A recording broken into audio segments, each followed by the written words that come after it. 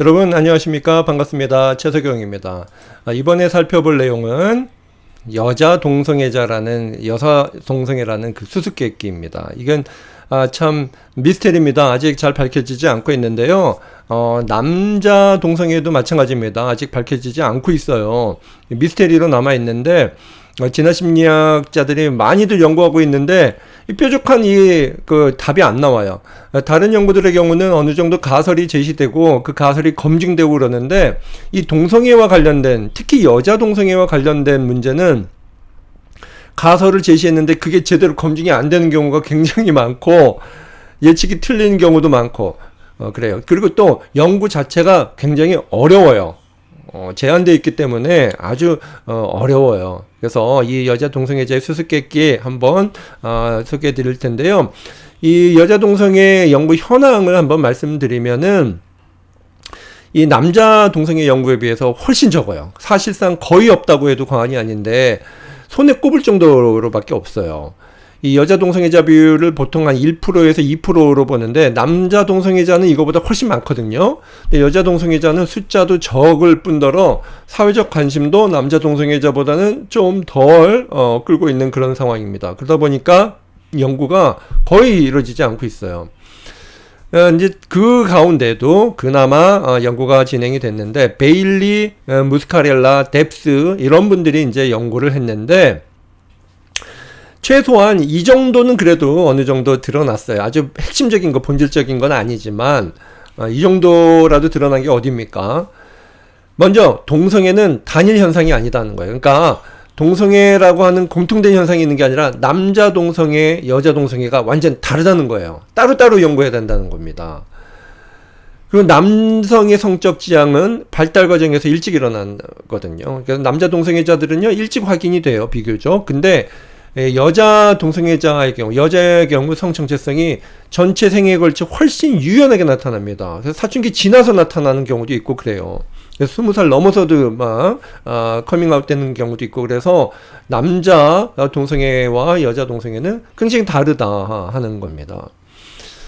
자, 그러면 여자 동성애 특히 개인별 성향 이런 걸로 이제 연구를 해야 되는데 이 동성애가 연구가 또 어려운 건 뭐냐면은 같은 여자 동성애 연구라 하더라도 여자 동성애자 가운데 남성 역할을 맡는 사람과 여자 역할을 맡는 사람의 내용이 또 달라요. 그래서 또 따로따로 해야 되기 때문에 상당히 어려워요. 동성애자의 개인적 차이에 주목을 해서 앞으로 연구가 진행될 것이다 이렇게 예측을 하는데 베일리 팀과 이제 바세 팀이 연구를 했습니다. 그 결과 남자 역할을 하는 여자 동성애자를 이제 부치라고 하고요. 또 여자 역할을 하는 동성애자를 fem라고 하는데 배우자 선호에서 아주 큰 차이를 보인다는 거예요. 근데 같은 동성애자도 여자 동성애자도 그냥 한 무리로 볼 수가 없다는 겁니다. 같은 동성애자인데 여자 동성애자인데도 부치와 fem에 따라서 완전히 다르다는 거예요. 이 부치는 남자 역할을 해서 그런지 더 남성적입니다. 그리고 지배적이고 자기 주장이 훨씬 강해요, fem보다. 근데 fem은 더 민감합니다. 그리고 쾌활하고 또 여성적이에요. 여자 역할을 맡아서 그런지. 그리고 이 차이가 단지 어떤 이런 심리적인 차이, 성적 지향의 차이에서 그치는 것이 아니라 아주 좀 본질적인 그런 측면에서의 차이도 보인단 말이에요. 그래서 이제 부치의 특성을 정리하면 이런데요. fem보다 테스토스테론 분비 수치가 더 높아요. 그러니까 남성 성향이 호르몬 측면에서도 확인이 되는 거예요. 또 허리 대 엉덩이 비율이 거의 남성에 가깝다 하는 거죠. 그리고 캐주얼 섹스에 훨씬 더 관대하고요. 일반적인 남성들이 보이는 성향을 많이 갖고 있다는 거예요. 그리고 아이 갖고 싶은 욕구는 별로 없다. 남자들이 여자보다 아이 갖고 싶은 욕구가 적잖아요. 또 마찬가지죠. 그리고 경제적 자원을 별로 중시하지 않는다. 여성인데도 남성 역할을 하는 부치여서 그런지 경제적 자원을 중시하지 않는다. 이런 것이 확인이 됐습니다. 상당히 흥미로운 상황인데요. 이제 여자 동성애라는 것은 같은 여성으로서 다른 여성에게 성적 호감을 갖는 거잖아요. 그런데 fem의 입장에서 나도 여자야. 근데 같은 여자가 끌려. 그렇다면 여성성을 가진 사람에게 끌려야 되는데 남성성을 갖는 부치에게 끌린다는 것은 곧 남자에게 끌리는 것과 같은 건데 왜 남성적인 그런 부치에게 끌리는지 이게 좀 수수께끼죠. 그렇잖아요. 여자에게 끌려야 되는데 근데 남성적인 여자한테 끌린다는 얘기는 글쎄요. 왜 그럴까? 수수께끼입니다. 아직도 안 밝혀지고 있어요. 자, 그렇다면 fem은 어떤 특성을 갖느냐? 잠재적 연애 상대의 경제적 자원을 더 중시합니다. 이거는 전형적인 여성들의 특징이죠. 또 육체적으로 더 매력적인 경쟁자에게 성적 질투를 부치보다 더 느껴요.